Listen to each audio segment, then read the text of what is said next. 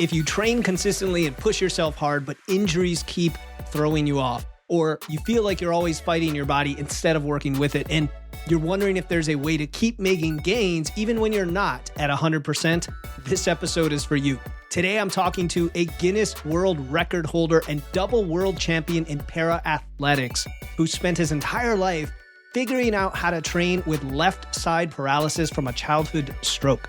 What he's learned about training through limitations, managing recovery under extreme constraints, and building consistency when your body says no applies to any of us dealing with injury, aging, fatigue, or just the reality that training conditions are never perfect.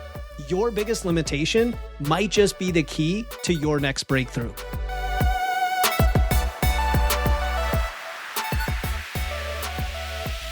Welcome to Wits and Weights, the show that helps you build a strong, healthy physique using evidence, engineering, and efficiency.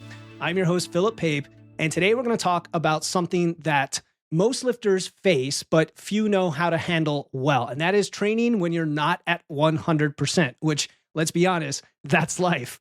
My guest is Anthony Bryan, who at age 6 was diagnosed with a brain tumor that led to a stroke, leaving him with paralysis on his left side.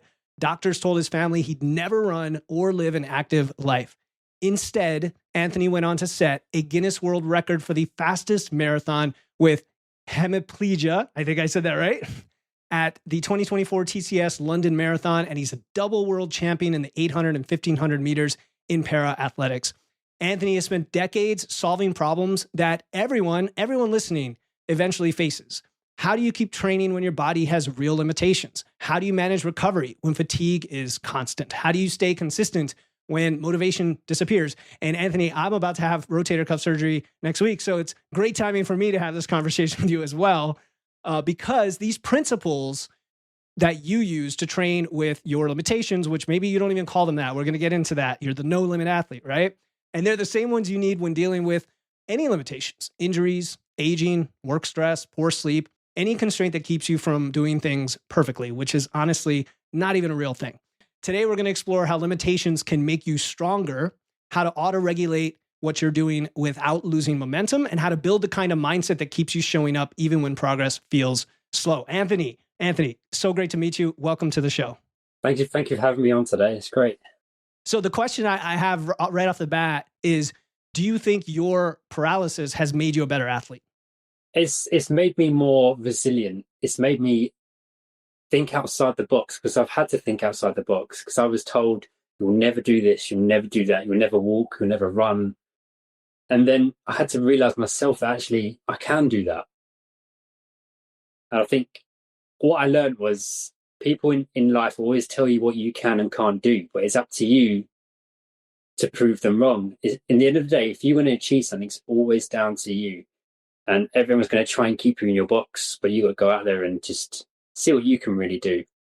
Everyone's going to keep you in your box, man. This is so relevant. This is relevant to me personally, even recently, because it was something related to the healthcare industry, kind of like you said, where a doctor will say, like, you're never going to do this again, or you shouldn't do this. I've heard some ridiculous advice, even like, stop taking the stairs because your knees hurt, just silly stuff like that. But how did you do that? Like, people want to know, okay, people tell you you can't do this, can't do that. How do you even know you could do those things? It's through trial and error. Because I had a brain tumor when I was a child, and straight away doctors tell my parents, we'll never do this, we'll never do that. And it wasn't until I actually met this bodybuilder, and he was a guy in the gym, and he had a stroke himself at the age of 20. And when my parents spoke to him, he looked at me and goes, that's absolute nonsense. I'll show you how you can and can't train. And he showed me all these exercises. And he said to me, I want you to remember this phrase, no pain, no gain. Whenever you feel the pain, you're always gaining something. And ever since then, I just always remembered that saying. It's on my wall, in my hallway as well. And ever since a child, I always threw myself into everything. And I think one of the big mind-blowing kind of realizations for me was when I was at school, we had to do a fitness running test. And I was the only disabled child in the whole school. And I just remember thinking to myself, we had to do a 12-minute run. and it's how far can you get in 12 minutes. And I just remember thinking to myself, there's no way I could come last, not behind the overweight, lazy kids. That would just be too embarrassing for me. So I just went off as hard as I could, and I just kept going and kept going and kept going. At the end of the fitness test, I ended up I came 15th out of 30 kids, and I was the only one with a disability. And my teacher came over to me and just said, "How did you do that?" I was like, "I don't know, I just didn't want to come last. It's too embarrassing." And he said, "Have you ever thought about going into the Paralympics?" And I was like, "No, what's the Paralympics?" And he said, "It's like the Olympics, but for people with disabilities. You would be amazing." And my reaction was, no, that's something I definitely don't want to do. Why do I want to do a sport that shows off my disability?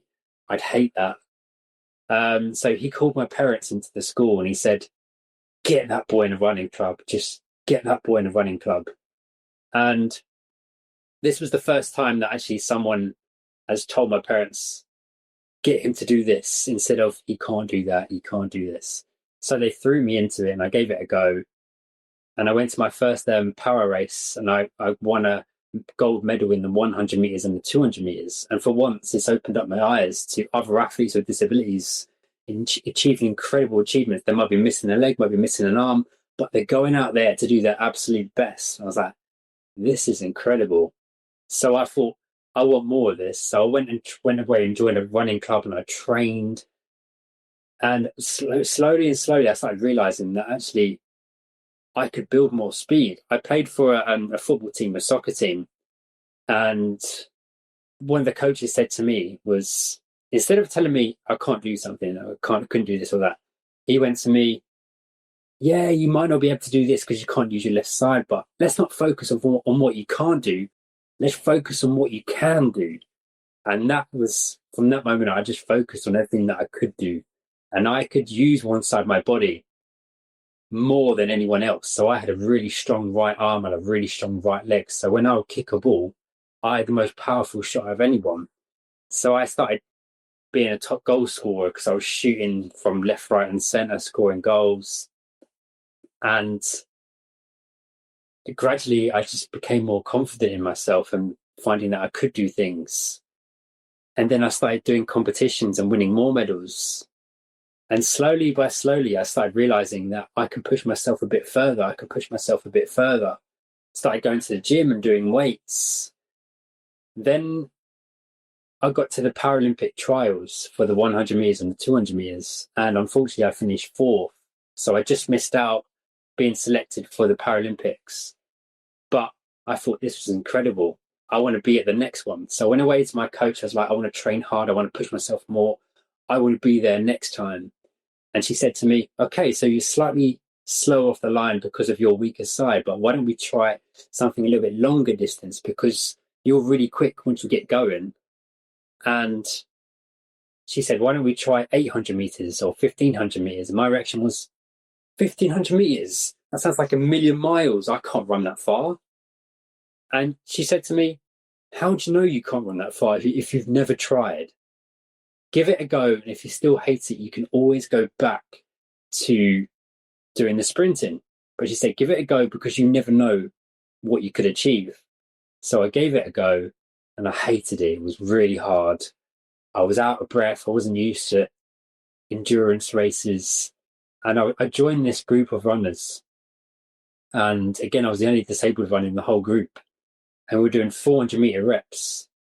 And all I remember was even the little girls that were like 7, 8-year-olds were flying past me, with a half the size of me, and they were flying past me. I was at the back of the group, and I was like, this is so embarrassing. But I just kept doing the reps, kept going and going and going. And my coach said to me afterwards, "So how did it go?" And I said, "Awful. Even the little ones were going past me. This is not for me. I'm used to being a sprinter and being fast and doing this and doing that." But she said to me something that I really kind of thought, yeah, you're right. She said to me, "You can't go in there and expect to be the absolute best when you haven't even put the work in. They might be younger than you and half the size of you, but they've been training for the last few years." She said, "Give it a go for the next few months. And if you still hate it, you can always go back to sprinting." So I gave it a go. And she was right. After the next few months, I started getting fitter, started getting stronger, started getting more used to it. I started going from the back of the group to the middle of the group and keeping up with the others. And I think what made me realize I could do this was just belief. Because I've been doing it over and over and over, I've realized that actually I can do this. I've got to just push a little bit harder. And then when them voices come into your mind saying, give up, this is hard, you got to override that and just keep pushing and keep going. And after doing that for just under a year, I got selected to represent Team England at the Para World Championships, and I ended up winning gold medal in the 800 and 1500 meters. So I've gone from thinking it's impossible to run that far to now being a world champion. Man, so that whole thing, I want to break this down from beginning to end because this is great. If you started at the end, people would say, okay, he's successful, must be really talented, born that way, genetics, this and that, right? But you gave us a breakdown. I got at least 5 lessons I want to break in for the listener here. All right. The first one that's a really recurring theme is you had support along the way and people to maybe help you reframe and motivate you. And right. I mean, and I think that's super important because I could imagine if you were alone that whole time, you never had these figures in your life. Do you think it would have turned out the same? No, you listen to those doctors and that told you can't do this, you can't do that. Yeah. So having somebody like the bodybuilder, I think is awesome, right? Who had a personal experience, just like you now telling our listeners about this experience that they might relate to, that, hey, this is insane. This is nonsense. And honestly, I've gone through a philosophy of life now that I say, if I'm weird, if I'm in the 1% of people who are thinking very differently than the other 99%, there's probably something to it. Kind of like the, what's his name? Mark Twain, who, by the way, lived here in Connecticut. And he had that famous quote, when you're on the side of the majority, it's time to stop and reflect. And that's kind of like, bodybuilders and coaches who train elite athletes are probably in the tiny minority of people who really know what's capable. And you absorb that from what I can hear. So that's a good one. But I like something you said. You used the phrase no pain, no gain, which has become, I guess, a trope almost, or like trite over the years, where it used to be a big thing as an inspirational mantra. And then it became something to reject, right? Like, well, no, you shouldn't train through pain. Don't do that. Like, you're training too hard. I like that you framed it as a positive. Dig into that for us just a little bit so people understand like how to use that mantra in a healthy, positive way for themselves. So for me, it'd be when I feel that burn and I'm running, don't stop and slow down, because you're gaining experience, you're gaining something, you're gaining speed, you're gaining an achievement. Like, for example, I'll talk about this later, but when I was in the marathon, I had cramp in both legs and everything was telling me to stop. And I just thought, I need to keep going, because if you're in your comfort zone all the time, you're never going to achieve those great goals that you dream of. You have to go through those tough moments, and that's the pain. It's not exactly like metaphorically pain, but if you don't go through those tough times, you will never achieve those incredible things. You have to be outside of that comfort zone. If you're in your comfort zone, you're not going to achieve those incredible goals. Yeah. Try something new, try something different. It might be challenging yourself to do something new. And it's uncomfortable, maybe more uncomfortable than painful. You'll push through that uncomfortableness and great things will happen. Yeah. Yeah. I was thinking the same thing, right? People get hung up on language. They say, well, you mean discomfort, don't you? But there is an element of pain, man, like especially in physical pursuits sometimes. And it's not pain is a spectrum. It's not a sharp, like you're breaking something pain. It's I'm doing my 5th squat at 90% RM and this shit sucks and I need to stop right now because it's so hard, but I'm going to do it anyway. It's like if I'm not aching the next day from a gym session, I'm really annoyed with myself. Yeah. If I'm absolutely aching, like DOMs everywhere, I'm like, I'm gaining something right now. Yeah, right. So everybody has their own version of that, because you said not metaphorical. I was only gonna challenge that in the sense that I know there's a lot of mental discomfort too. That is, I guess, metaphorical in a sense, but I know what you mean. That it's the physically pushing your comfort zone or expanding it, and you're not going to grow from that. And man, there are a lot of impatient people I see every day. I actually feel really bad when somebody reaches out and says, "What do I do here?" And I'm, I don't say like buy my program. I say like, here, try this thing out. And they want to give up in a day, because, oh, it's too hard or it's too much work. And you're just sad for them because you're like, man, you're just never going to achieve anything with that attitude. Yeah. It's about never giving up. It's a constant journey. Even when you achieve things, it's like, right, what's next? Grow again, go again. Yeah. Everything. So for me, it was once I went to the World Championships and won the gold medals, that was a massive light bulb moment for me. I thought, I was told I'd never run or be very active again.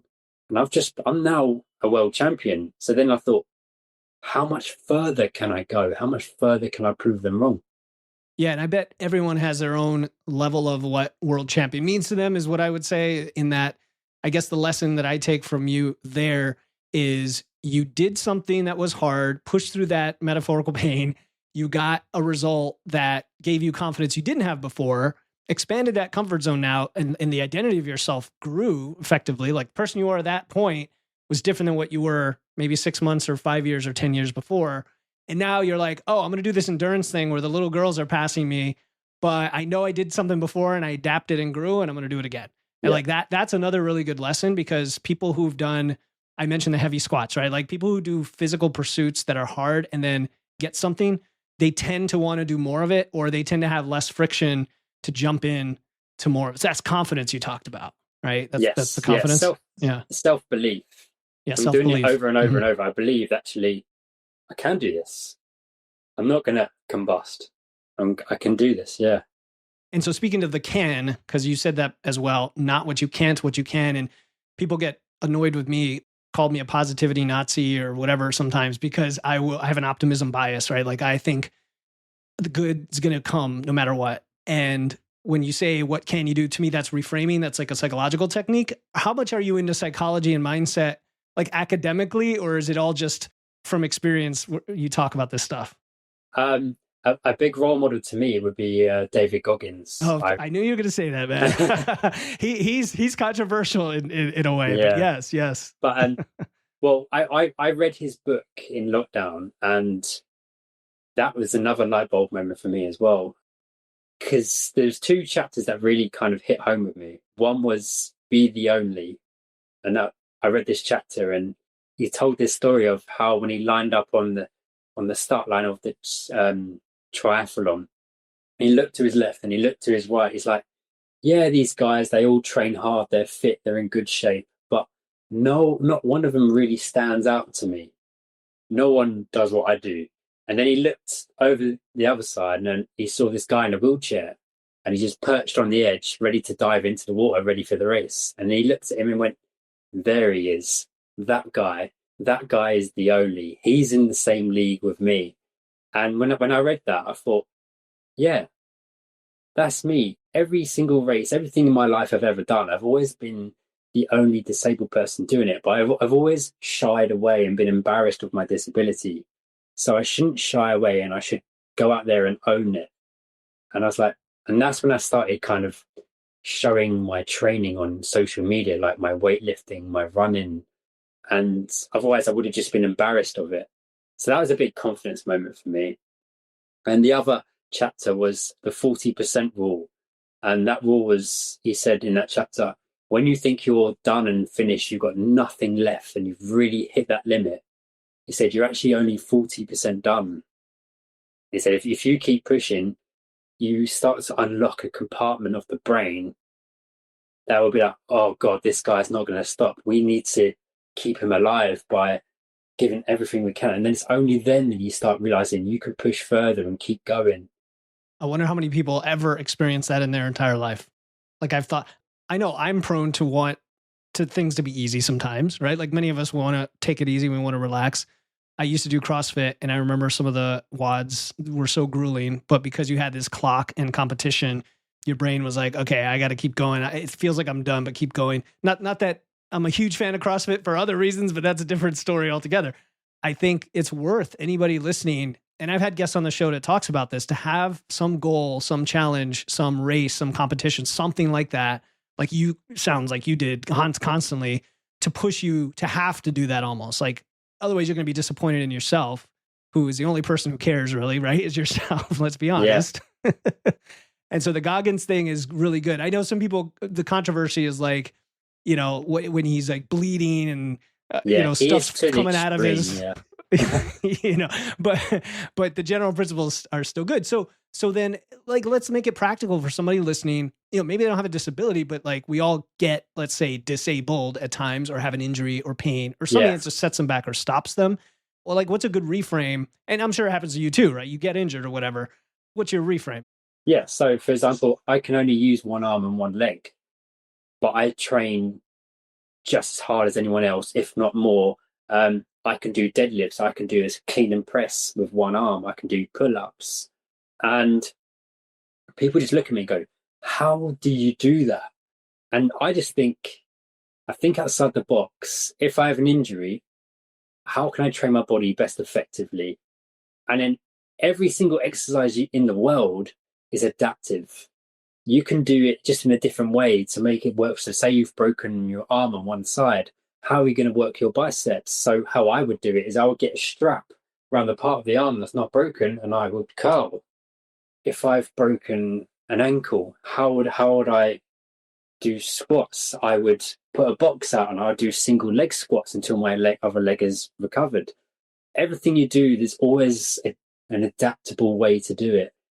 For example, I went to the adaptive CrossFit Games last year and I came 8th in the world at the CrossFit Games.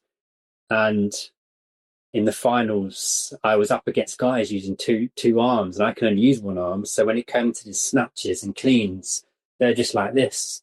And I was struggling really hard, but I just didn't want to stop and give up because that's just demoralizing. So my advice would be, there's always a way. There's not one set way to do things. Find a way, find an adaptation. Look on Instagram. I have so many friends. One of my friends everything he does is on crutches. So he can't use his legs very well, but he's done an Ironman on his crutches. He's done a marathon on his crutches. And it's just, the body is an incredible machine. If you push it outside of its comfort zone to do a new thing, it will find a way to do it. Yeah. If you lose a sense, you lose a limb, you lose something. We had someone on a long time ago, Kevin McShann, in a wheelchair. I think he had a form of like cerebral palsy, so he could only do limited upper body stuff. But man, he was so passionate about what he could do and like what he did every day, and just came right through. And by the way, the reason I, for the listener, kind of tiptoed around CrossFit is because of what Anthony just said. He's an athlete and a competitor in that space, which is, in my opinion, a different world than just the everyday goers who go to CrossFit. But let's dig in on that. It's funny because I'm having surgery next week on my rotator cuff. Last time I did this, I tried some things like a deadlift harness and I used a safety squat bar and things like that because I couldn't use an arm. And, anybody listening, the surgery thing is definitely a big reason people often ask for help, right? Because they're like, here's how it's phrased. What do I do? I'm having surgery. The doctor's not going to clear me for however many number of weeks, which in some cases you can lift before that, but that's not for me to say. I'm not a medical expert. And then what do I do? Because I'm not going to be able to train for X. And it's like immediately the excuse of I'm not going to be able to train. So what do I do? As opposed to how do I train? which I prefer that question. So maybe dig in a little bit more. Like obviously they can go check you out. They can go on Instagram, ChatGPT. Heck, I mean, there's like so many ways now to look up. I don't have an arm for 12 weeks. What do I do? Maybe let's start here. What do you know about the benefits of, let's say you only have one arm because of a surgery, the crossover effect? Like, do you know much about the cross, what I'm talking about? Cross education effect where like training one side helps the other? Yeah, it does. Cause it wires the brain. Yeah. So say you've broken an arm, you have another arm, you have legs, you have core. Keep yourself fit, healthy and strong so that when your arm does recover, the rest of the body's ready to go and this one just will catch up. Yeah. Stay strong before the surgery too, if you can, if you know that's what it is. Yeah. But the whole body is wired together. So if you train one arm, it will still have an effect on the other arm. I don't know if you heard that where you can visualize training in the gym and you can increase muscle by like 2 to 3%. if you just visualize working out in the gym. Because your body's going to adapt yourself physiologically to that desire. Yeah, and your subconscious. That's incredible. Yeah. So I read this in a book the other day. If you just lie down, visualize, and think about training in the gym, your subconscious will believe that you are actually kind of working out, and it's not going to have the same amount of gains than when you are in the gym, but it will give you a small percentage of strength. I wouldn't be surprised because I'm skeptical, right? But I'm not skeptical of that. I'm skeptical in general of life and everything. I'm just that type of guy. But like simple things like not sitting all day has known to increase muscle protein synthesis by like 30%. So I could imagine something mental like that could have a similar, or even not as much of an effect, but still an effect, right? So that's incredible. Let me ask you, when you do something like, since you've got one side of your body to work with, when you do a deadlift with one arm, how does that change the mechanics? How does that change your approach? Are there a lot of resources about those kinds of things? Or is this the kind of thing where you really have to experiment with it? I'm just curious, you know? So I would have a strap on this side, which is like a harness, and I would attach it to the bar. So it kind of evens me up a little bit. Because I'm lifting with one side. Yes. It also, all the weight and pressure comes down one side of my body. So obviously the muscles around the pelvis and the spine get really tight. So I then have to have sports massages and see osteopaths and chiropractors weekly. But yeah, lifting, deadlift, I'd have to lift from the center of the bar. Try it next time you're in the gym. Just do a light deadlift one arm. You will feel all this pressure and weight just go through one side of the body. And the balance is tough too. Yeah, you know? So try and even up. I use a harness around this shoulder and attach it to the bar. Gives me a little bit more eventy. Okay. Yeah, and I was just curious because I've done the harness with no arms, right? How you can do it like just with using your torso. And then the one arm definitely creates that asymmetry, which is interesting because, now you're going to have side effects you have to think about and kind of train around that. Yeah. Really cool, man. So asymmetry now comes up as a topic. This is great. Like I'm throwing away all my questions because this is good stuff. Okay. I guess when you see people doing stuff in the gym, you know, do you have advice for people on like just training more efficiently given what you've learned that most people don't learn because they don't have to go through, you know what I'm saying? Does that make sense? Yes. So what I've realized is when I see people training in the gym, that everyone's doing the basic things that they've seen online. And I'm like, let's break it down a bit. I'm really good at thinking outside the box and I make up different exercises and they're like, whoa, I feel that way more. How did you learn that? It's just like, just thinking about it differently. So I see a lot of people bench press, but when you bench press, naturally everyone's a little bit stronger in one arm. So they're pushing slightly more with one arm. So to counteract that, a dumbbell press is way better because then both arms is doing their own work. Yeah. Things like that. I see a lot of women, all they do is kind of leg kicks on the cables and things like that. Kickbacks, yeah.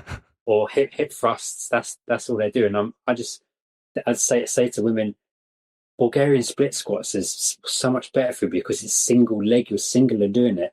And I say if you're doing a leg press, do a single leg press because again, if you're doing leg press with both legs, only marginally, but one leg's going to be pushing more than the other. So I'd say build each leg up separately and then think about them separately. Then you can bring them together, it can be even stronger. So I'm always thinking single. And a lot of time in the gym, I see people doing double things.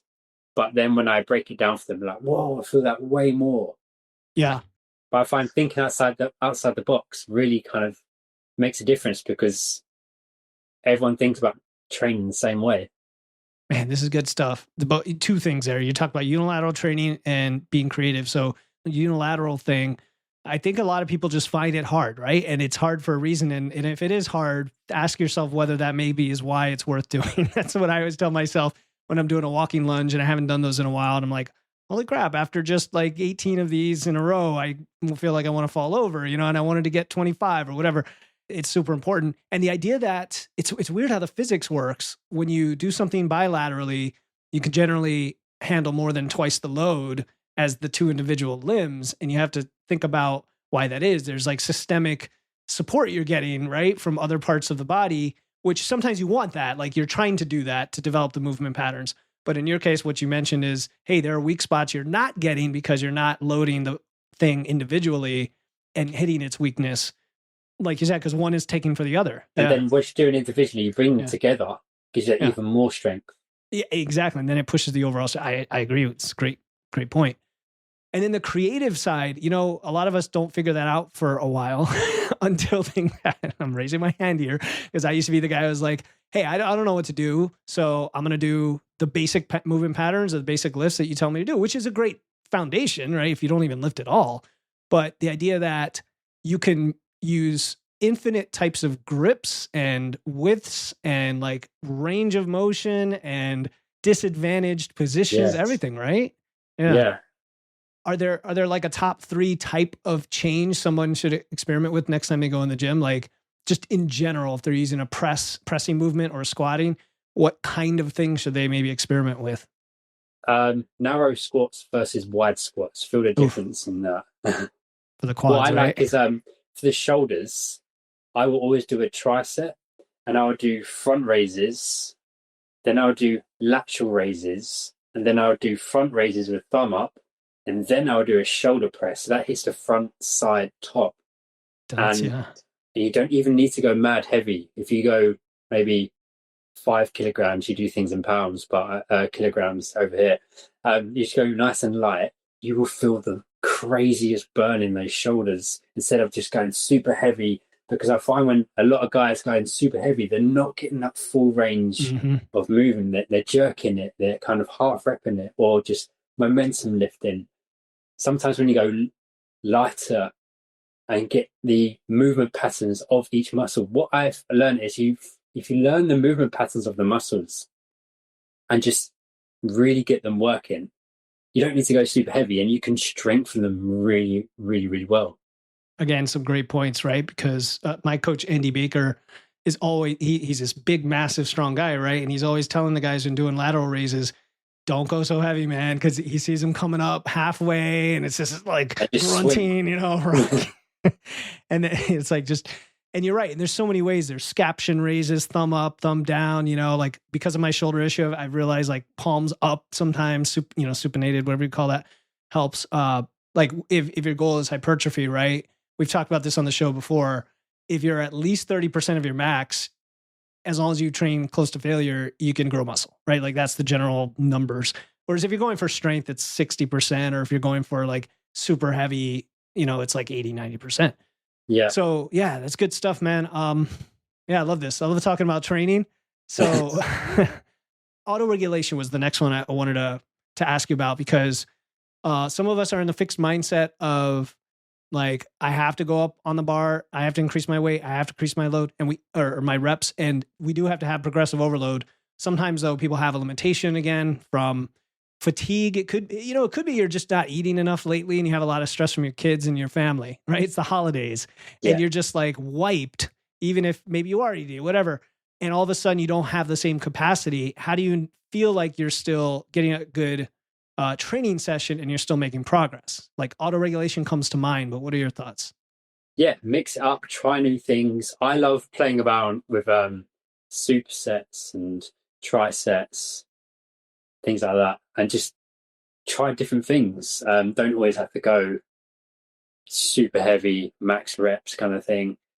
What's super effective is what I love is isometric holds, and then so for some of my people that I train, try this session one day. So you do a wall squat, holding the wall squat for 20 seconds, then you do 10 leg extensions, then you go back to the wall squat, 10 leg extensions, 10 reps, 10 rounds. That's 100 overall, and that is absolutely soul destroying. But it is yes. Take me back to CrossFit, man. Nightmares, but yes. It's good stuff. 10 by 10, I remember 10 by 10s, man, with the squat. 10 by 10 squat day. It was like brutal. But massively strengthen those legs. I know. It's incredible. Yeah, I love this stuff. Thinking differently. It brings to mind concepts like mind muscle connection, which is a completely valid thing that I think people aren't tuning into. I saw a good video years ago on YouTube. Oh, you would know the guy, man. What was his name? He always has his shirt off, of course, like a lot of the bros, right? But he was talking about back training, and the back is so complicated. It's got so many muscles, so many muscle groups. It's a beautiful thing. And when you go for a massage, right, they take like, 60% of the massage is on your back because of that. Deadlifts, squats, everything hits it. But for me, with the shoulder issue, I'm like trying to strengthen my back and scapula and rhomboids and traps and everything. And for some reason, my entire life, I never did standing, narrow grip cable pulls, right? And it was just one of these things you stumble across because you're trying to be creative. And that's the thing. If you get in that mindset that Anthony's talking about of like, what else can I do to hit something just a bit different? And then all of a sudden you find something and you do it and you're like, nirvana. I mean, it felt so good because you just felt this squeeze and like you could almost visualize the muscles rotating and squeezing. Yeah. And you're like, okay, that's my lift. And for the next guy, maybe it's useless, right? Like it depends. What's your favorite, like, I don't know, 2 or 3 things like that you're just, maybe you discovered them by accident or maybe whatever, somebody told you about them. So I'm always thinking about how can I put exercises together, what really burns. So I love supersetting a chest, for example. I would go on a bench and I would fly, not too heavy, but heavy enough, then straight into chest press. That will get you on the sides and then straight into the middle afterwards and fatigue you big time. Things like that. What other things? Is that a fly with dumbbells or like a machine fly? Dumbbells, yeah. Yeah. And then if you wanted to tricep it, I would add another exercise in, maybe cables and fly them in underneath the body. And that really gets you. Or a pec fly machine, really good as well. I had this bigger guy, and he was doing. I said to him, "Do you ever like get DOMs the next day after doing flies?" He's like, "Nah, never." I was like, "All right, let me try this with you." So you heard of like negative training? Yeah, the negative, the eccentric. Yeah, where you so overload. I got him to do 10 heavy pec flies, and then I said to him, "Hold the machine into the middle really, really hard, and I want you to keep it there for 10 seconds, and I'm going to pull this machine out." He's like, "Okay, go." So I'm pulling the machine out and he's like, holding it in. But then after that, he's like, "Mate, when you pull that machine out, it feels like you're tearing the chest bit by bit." I was like, "Technically, that's what we're doing. And it's going to give you that massive extra bit of strength." He's like, "Oh, amazing." Awesome, man. Yeah. So if you can bring negatives into some of the exercises as well, it burns and it's hard, but wicked effect. Yeah. That's one of those things you have to think about. You have to sit down like the day before, right? And really look up on YouTube and figure out how do I make that happen? Because most machines or setups are not designed for negatives, right? Like a bench would be super dangerous for a negative if you don't, like a barbell, And there's one that I made up. I made a woman do leg extensions on the machine. And then on a 10th one, I said, "Hold your legs up there and keep them there." So she held them up. Then I would come on top and I would try and push the legs down. So the quads are burning and holding. That's another one where you could do it as well. So legs and then up. It makes total sense, man. It makes total sense. I mean, every time you do a deadlift really heavy, you're kind of doing an isometric hold in the middle, you're for a couple seconds, aren't you? Like with the erectors, right? Rectus spinals, yeah. Yeah. It's crazy to think about all this stuff. And anyone listening, like if you're feeling overwhelmed, if you've never lifted before, this is all new to you, don't get overwhelmed. Just put it in your back pocket and just when the time comes, come back and listen to this episode. You have it. Just make sure you're training. If you're not training, you got to be training. All right. So another thing we talk about a lot on the show is we say listening to your body, but in an objective way, like in a data-based way, not necessarily biohacking, but like, paying attention to your recovery. I know you mentioned DOMs and soreness. We kind of go back and forth on that. If we're talking about strength type movements where you're not necessarily chasing that versus more hypertrophy and supersetting and high rep stuff. But what kind of signals do you like to track, pay attention to for performance, for biofeedback, even nutrition? Like what's your bag of tricks for data? Hydration, watch out for the color of your urine. That's a big one, I think. It's a good one. Yeah. Yeah, because everyone kind of skips that, and that gives you energy, makes you feel awake. Sleep's a good. You have to get those hours in.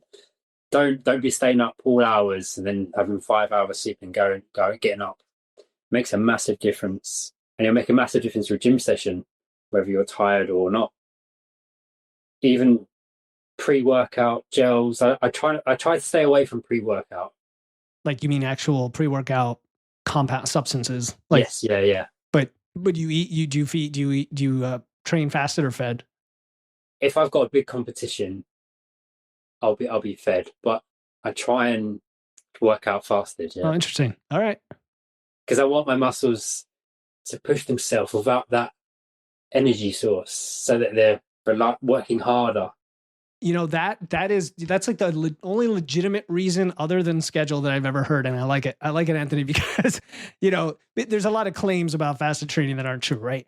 But the idea that you are using it as a challenge, as a deficit almost, right? As an eccentric training form. Let's think about it. Because I want my body to train without that energy source. And then when I give it the energy source for the competition, it's like, oh, I can do even more now.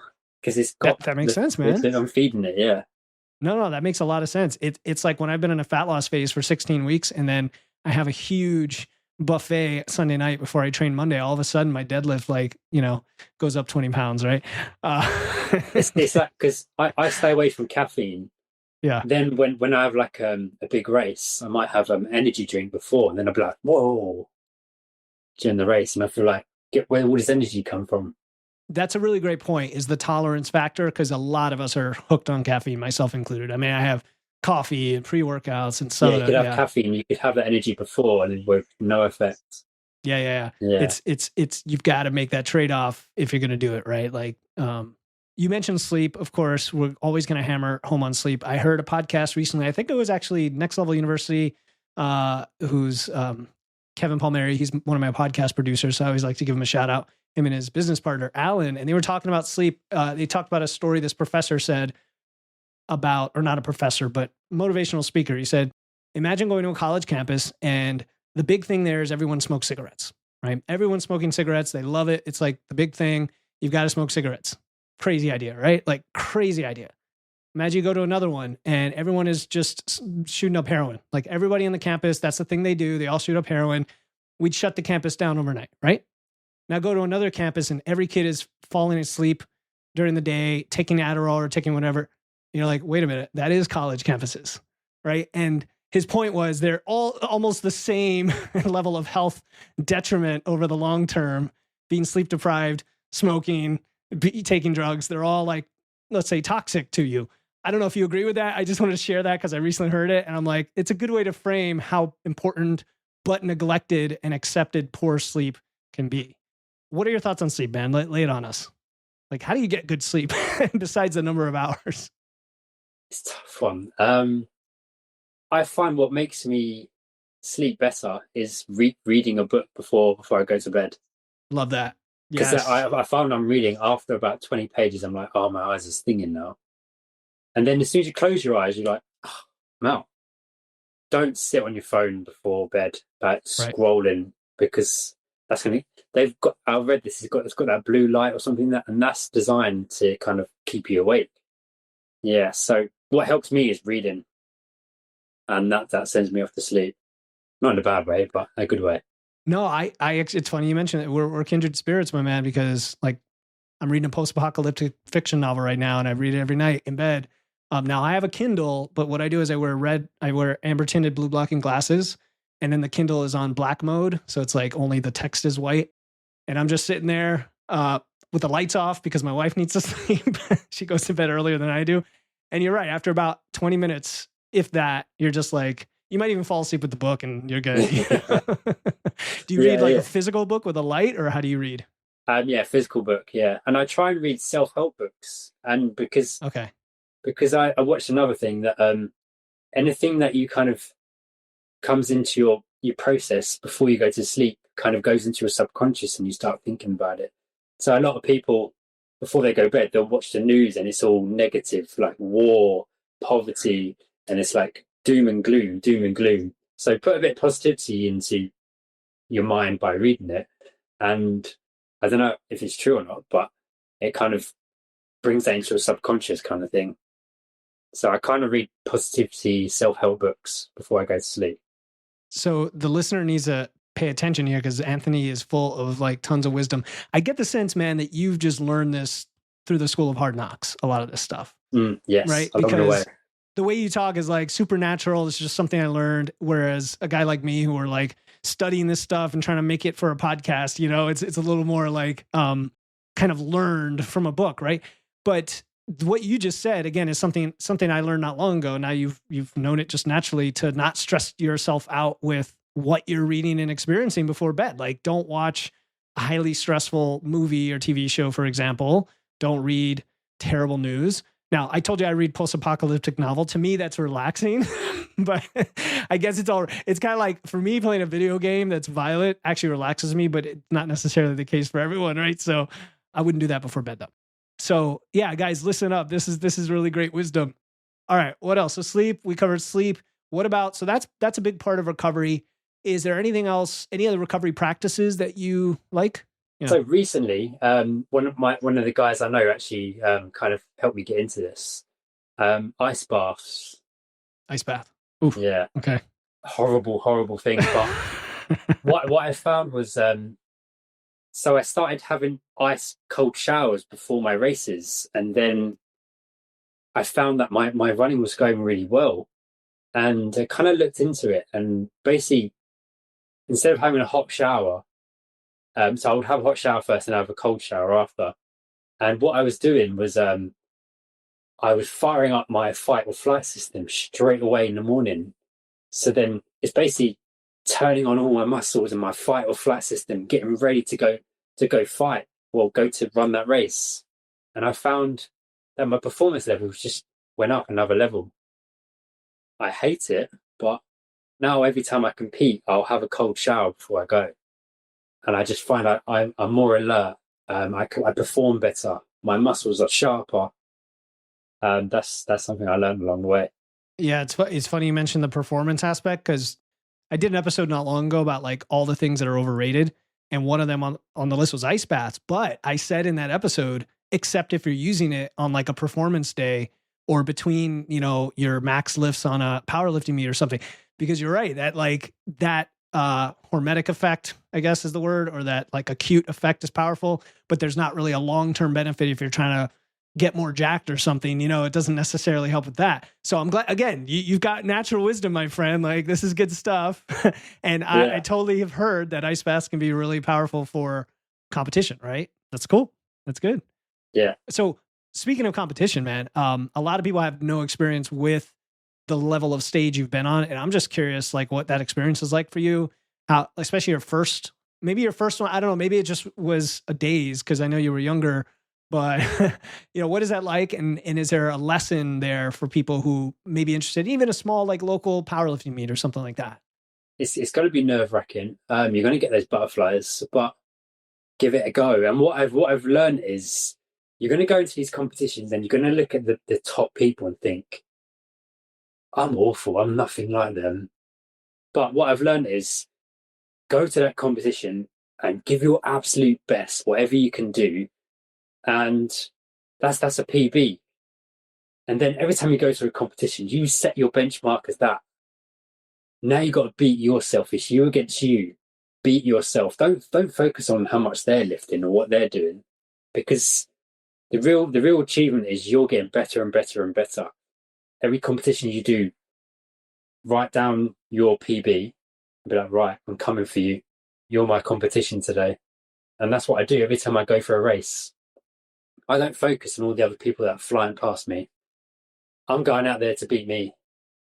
And that's my main kind of mantra every time I go out there. If I'm going to go lift in CrossFit, I'm going to go out and beat me. This weekend, I'm doing a high rocks race. So I'm going out to try and beat myself this weekend. Good luck, or break a leg, or whatever we're supposed to say. Beat yourself. So is that 100% true, my man? Or you got to have some sense of competition, right? Though. Oh, 100%. Yeah. If I'm near the front leader, I'm chasing them down. I'm going for them. But it's like those who are just getting started. Yeah. Everybody can't expect to be the winner, especially right out of the gate. Yeah. But if I'm going in to be the best, I'm all guns blazing. I'm going for it. Yeah, I always wonder. Competition's interesting, and I know there's a difference sometimes between the sexes, men and women. I'm just gonna say it. You can hate on me, but like there, from all the messages I have all the time, it's my guy buddies who also lift weights, and we kind of push ourselves through metaphorical competition all the time from afar, and it's like we rag on each other for our numbers sometimes, but we know, hey, you're 100 pounds more. You weigh 100 pounds more than me, dude. So like, of course you're going to, bench more than I do.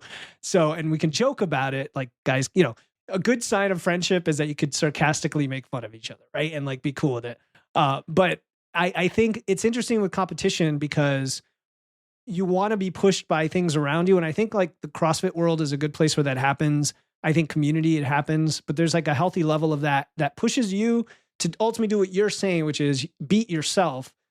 What am I trying to get at here? Is like, how can people find a community that can push them and help them? Because throughout this whole conversation, it's been like, you've had coaches and trainers and friends and people to learn from and lean on. Yeah. What if somebody feels alone out there and like trying to go it alone, but you don't really want to go it alone? How do they find that community?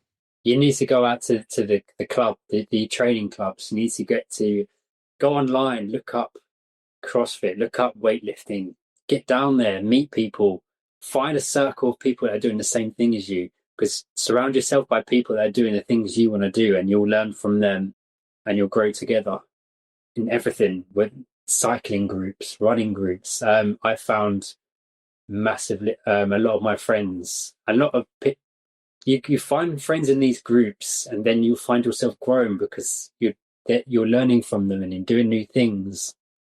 And yeah, just keep pushing yourself to try new things. Go online, find a group, and just join in. And what is the new thing you're trying now? High rocks. Okay, that's your new thing. All right. Yeah. All right. So, that's your very first race ever, right? Tomorrow or this weekend? This is my second, yeah. And your second? Okay. So when I did my first one, I ranked second in the world. So now this weekend, I'm trying to chase that guy in first in the world. Oh my God. Okay. I didn't realize that. I did a lot of research on you, but I couldn't get all the accolades because there's so many. This is all new. This happened literally last month. And last month. Okay. Now wait, what's the class or the group you're in? I'm just curious. I don't know how it's organized. So it's neurological. So anyone has had like a stroke or a brain injury. So it's a bit like cerebral palsy. Cerebral palsy is a brain injury. Mm-hmm. And what I've found is I've found this whole new community of people. It's athletes that just want to push themselves. And I put a video of me doing burpees with one arm and one leg. And on Instagram, it blew up to like 300,000 hits. I was like, whoa. And I'm finding this new community of people that are like, you're smashing it, man. Keep pushing. And I think High Rocks, it's a competition of people that just want to push themselves, from elite athletes to your everyday athlete, and it kind of brings them all together. And CrossFit's a bit more for your elites. Right. Yeah. Yeah. That's awesome, man. That's awesome. Yes. No, we're rooting for you. And I want people to go check out all your content and check out you, because if nothing else, they could be inspired. But if more than that, take action based on what you've shared with us today. This has been truly a pleasurable and enlightening conversation for sure. And I mean that in all the honest ways that I try. So where can people reach out to you, Anthony, so they can check out you, your content, connect with you, find some community? So you can find me on Instagram at the No Limits Athlete, or just type in my name, Anthony Bryan. I also have a YouTube channel where I do exercise classes for people with disabilities or mobility issues, and that's called Ant Bryan Fitness. All right. So just to clarify, we'll put those in the show notes for everyone. The No Limits Athlete is Instagram, and on YouTube it is at Ant Bryan Fitness. So that's Ant short for Anthony Bryan Fitness. Those will be in the show notes, everyone. Don't worry about it if you can't find it. And man, thank you for coming on Wits and Weights. It's been a pleasure meeting you, talking with you. I feel pumped myself. Like I got to go do something now and not sit on my ass when we're done. Yeah, man. Thanks for coming on. Thanks for having me. Great to see you.